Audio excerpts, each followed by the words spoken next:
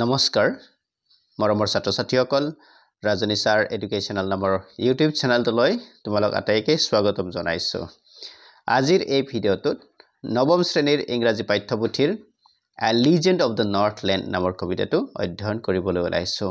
আশা কৰো এই ভিডিঅ'টোৰ জৰিয়তে মৰমৰ ছাত্ৰ-ছাত্ৰীসকল উপকৃত হ'ব। মৰমৰ ছাত্ৰ-ছাত্ৰীসকল আমাৰ এই চেনেলটো যদি এতিয়ালৈকে সাবস্ক্ৰাইব কৰা নাই তেনেহলে সাবস্ক্ৰাইব কৰিবলৈ নাপাহৰিবা। এতিয়া আমি A Legend of the Northland এই কবিতাটো অধ্যয়ন কৰিম। এই কবিতাটো লিখিছে ফিপ কেৰিয়ে। লিজেণ্ড শব্দৰ অৰ্থ হৈছে এটা পুৰণি পৰম্পৰাগত সাধু যিটো এটা প্ৰজন্মৰ পৰা আনটো প্ৰজন্মলৈ মুখে মুখে প্ৰচলিত হৈ আহে। আৰু নৰ্থলেণ্ড শব্দৰ অৰ্থ হৈছে উত্তৰ গোলাৰ্ধৰ সেইবিলাক দেশ য'ত অতি ঠাণ্ডা হয়। একেবাৰে শেষৰ ফালে যেনেকৈ গ্ৰীনলেণ্ড আছে, কানাডা আছে, ৰাছিয়া আছে, এই দেশবোৰক নৰ্থলেণ্ডৰ দেশ বুলি জনা যায়। এতিয়া এই কবিতাটো আমি অধ্যয়ন কৰিম। This poem narrates the legend of an old lady who angered Saint Peter because of her greed. এই কবিতাটোত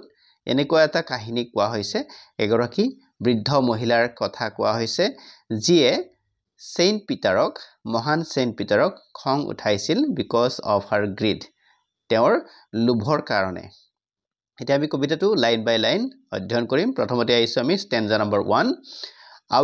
Away in the northland where the hours of the day are few, the nights are so long in winter that they cannot sleep them through. Away in the northland. Away মানে হৈছে দূৰত, মানে ইয়াৰ পৰা বহু দূৰত কি আছে, নৰ্থলেণ্ড নামৰ এখন ঠাই আছে। Where the hours of the day are few, য'ত মানে দিনটোৰ ঘণ্টাবোৰ খুবেই কম, তাৰমানে দিনটো খুবেই ছুটি নৰ্থলেণ্ডত। And the nights are so long in winter, আৰু ৰাতিবোৰ ঠাণ্ডাৰ দিনত ইমানেই দীঘলীয়া হয় যে that they cannot sleep them through, আৰু টোপনি মাৰিও তেওঁলোকে ৰাতিবোৰ পাৰ কৰিব নোৱাৰে। তাৰমানে নৰ্থলেণ্ডত দিনবোৰ ছুটি আৰু ৰাতিবোৰ দীঘল। ৰাতিবোৰ ইমানেই দীঘল যে তেওঁলোকে টোপনি মাৰিও ৰাতিবোৰ পাৰ কৰিব নোৱাৰে। তাৰ পিছত আমি আহিছো second ষ্টেঞ্জালৈ। Where they harness the swift reindeer to the sledges when it snows, and the children look like bear cubs in their funny furry clothes. Where they harness the swift reindeer, য'ত তেওঁলোকে swift মানে হৈছে তীব্ৰবেগী, reindeer মানে হৰিণ, গতিকে য'ত তেওঁলোকে তীব্ৰবেগী হৰিণবোৰক হাৰ্নেছ কৰা মানে হৈছে গাড়ীৰ লগত বান্ধি দিয়া। হৰিণবোৰক তেওঁলোকে গাড়ী টানিবলৈ বান্ধি দিয়ে। কি গাড়ী টানিবলৈ বান্ধি দিয়ে? To the sledges, স্লেজ গাড়ী,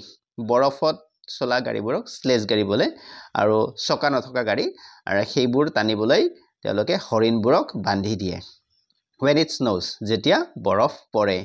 And the children look like bear cubs in their funny furry clothes, আৰু ল'ৰা ছোৱালীবোৰক ভালুকৰ পোৱালিৰ নিচিনা দেখা যায়, কাৰণ সিহঁতি কি পিন্ধে? funny furry clothes, মানে খুবেই হাঁহি উঠা ধেমেলীয়া ধৰণৰ ফাৰি মানে নুমাল কাপোৰ পিন্ধে। গতিকে ল'ৰা ছোৱালীবোৰে জন্তুৰ নোমেৰে তৈয়াৰ কৰা কাপোৰ পিন্ধা কাৰণে দেখিবলৈ তেওঁলোকক ভালুকৰ পোৱালিৰ নিচিনা দেখা যায়। Third stanza.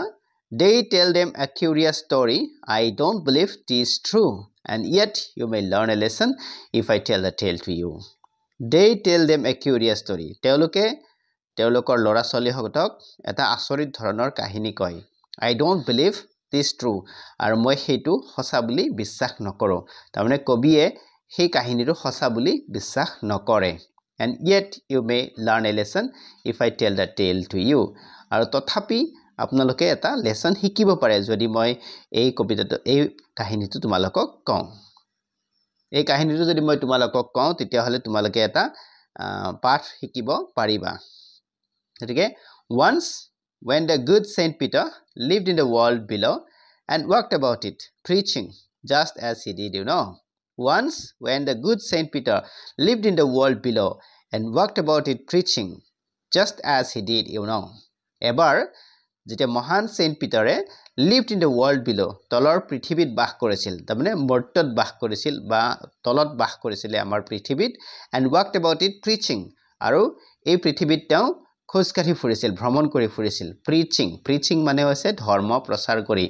যীশু খ্ৰীষ্টৰ বাণীবোৰ বিয়পাই মানে প্ৰচাৰ কৰি ঘূৰি ফুৰিছিল just as he did you know আৰু এইটোৱে তেওঁৰ কাম আছিলে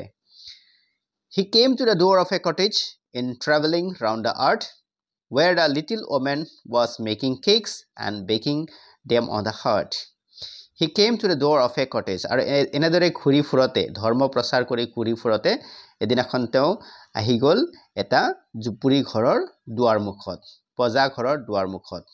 in traveling round the earth এনেকৈ পৃথিৱীৰ চাৰিওফালে ঘূৰি ফুৰতে তেওঁ অৱশেষত আহি গল এটা জুপুৰি ঘৰৰ দুৱাৰ মুখত where a little woman was making cakes যত এগৰাকী মানে দেখাত সৰু মহিলাই কি কৰি আছিল কেক পিঠা বনাই আছিল বা কেক বনাই আছিল and baking them on the hearth আৰু চৌকাৰ ওপৰত হেতু তৈয়াৰ হ'বলৈ দিছিল and being faint with fasting for the day was almost done he asked her from her store of cakes to give him a single one and being faint with fasting আৰু Saint Peter মানে লঘনে আছিল fasting মানে লঘনে থকা তেওঁ লঘনে আছিল আৰু সেই কাৰণে তেওঁ দুৰ্বল হৈ গৈছিল আৰু যেতিয়া তেওঁ দুৰ্বল হৈছিল তেওঁ for the day was almost done কাৰণ তেতিয়া গধূলি সময় হৈছিল মানে ৰাতি হবৰ সময় হৈছিল গতিকে তেনেতে তেওঁ কি কৰিলে he asked her from her store of cakes to give him a single one আৰু তেওঁ মহিলাগৰাকী তেওঁৰ কেকৰ ভাণ্ডাৰৰ পৰা এটা কেক দিবলৈ ক'লে so she made a very little cake but as it baking lay she looked at it and thought it seemed too large to give away so she made a very little cake আৰু সেইভাবে সেই মহিলাগৰাকীয়ে এটা খুবেই সৰু cake বনালে but as it baking lay কিন্তু এইটো যেতিয়া চৌকাৰ ওপৰত প্ৰস্তুত হৈ আছিল তৈয়াৰ হৈ আছিল she looked at it তাই সেই কেকটোৰ ফালে চালে and thought it seemed too large to give away আৰু তেওঁ ভাবিলে যে এই কেকটো দিবলৈ সেন্ট পিটাৰক দিবলৈ যথেষ্ট ডাঙৰ ইমান ডাঙৰ কেক আৰু দিব নোৱাৰি therefore she needed another আৰু সেইভাবে তাই আন এটা কেক মানে বেলিলে and still a smaller one but it looked when she turned it over as large as the first had done আৰু হিকানে মহিলাগৰাকী আন এটা সৰুকে কেক প্ৰস্তুত কৰিলে and still a smaller one আৰু তাতকৈ সৰু এটা প্ৰস্তুত কৰিলে but it looked when she turned it over as large as the first one had done আৰু যেতিয়া তেওঁ এই কেকটো বনি থকা দেখা পালে প্ৰস্তুত হৈ থকা দেখা পালে তেওঁ দেখিলে যে হেইটো প্ৰথমটো কেকৰ নিচিনাই ডাঙৰ হৈছে then she took a tiny scrap of dough তেতিয়া তেওঁ আটাৰ সৰু এটা টুকুৰা ললে and rolled it flat আৰু এটো একেবাৰে চেপেটা কৰি বেলিবলৈ ধৰিলে and baked it thin as a wafer আৰু পাপৰৰ দৰে পাতলকৈ কেক এটা বনালে but she could not part with that কিন্তু হেইটোৰ লগতো মানে হেইটো তাই এৰি দিবলৈ প্ৰস্তুত নহল মানে ইমানেই selfish হৈ গল তেওঁ for she said my cakes that seem too small when I eat of them myself are yet too large to give away so she put them on the shelf for she said কাৰণ তেওঁ ক'লে my cakes that seem too small when I eat of them myself মই যেতিয়া নিজে খাবলৈ বিচাৰো মোৰ cake এটা দেখিবলৈ খুবেই সৰু লাগে are yet too large to give away কিন্তু আনক দিবলৈ হলে হেতুকেই খুব ডাঙৰ যেন দেখা যায় so she put them on the shelf আৰু সেইভাবে সেই কেকটো তাই কি কৰিলে shelfত ৰাখি থলে then good Saint Peter grew angry তেতিয়া মহান Saint Peterৰ খং উঠিলে for he was hungry and faint কাৰণ তেওঁৰ ভোক লাগিছিলে আৰু দুৰ্বল হৈছিলে and surely such a woman was enough to provoke a saint আৰু নিশ্চয়কৈ এনেকুৱা এগৰাকী স্বাৰ্থপৰ মহিলাই এজন সাধু পুৰুষক খং উঠোৱাটো স্বাভাৱিক কথা and he said আৰু তেওঁ ক'লে you are far too selfish to dwell in a human form to have both food and shelter and fire to keep you warm and he said আৰু তেওঁ ক'লে you are far too selfish তুমি যথেষ্ট স্বাৰ্থপৰ ইমানেই বেছি স্বাৰ্থপৰ to dwell in a human form মানুহৰ ৰূপত জীয়াই থকাৰ তুমি যোগ্য নহয় to have both food and shelter আৰু মানুহৰ দৰে খাদ্য আৰু আশ্ৰয়স্থলী পোৱাৰো তুমি যোগ্য নহয় and fire to keep you warm আৰু নিজকে গৰম কৰি ৰাখিবলৈ জুই পুৱাই থাকাৰো তুমি যোগ্য নহয় now you shall build as the birds do and shall get your scanty food by boring all day in the hard dry wood now you shall build as the birds do আৰু এইবাৰ এতিয়া তুমি চৰাইবোৰে যেনেকৈ বা হাজি থাকে তেনেকৈ থাকিবলৈ লাগিব and shall get your scanty food scanty মানে তাকৰীয়া বা অকনমান আৰু তুমি অকনমান খাদ্যহে খাবলৈ পাবা by boring all day in the hard dry wood আৰু গোটেই দিনটো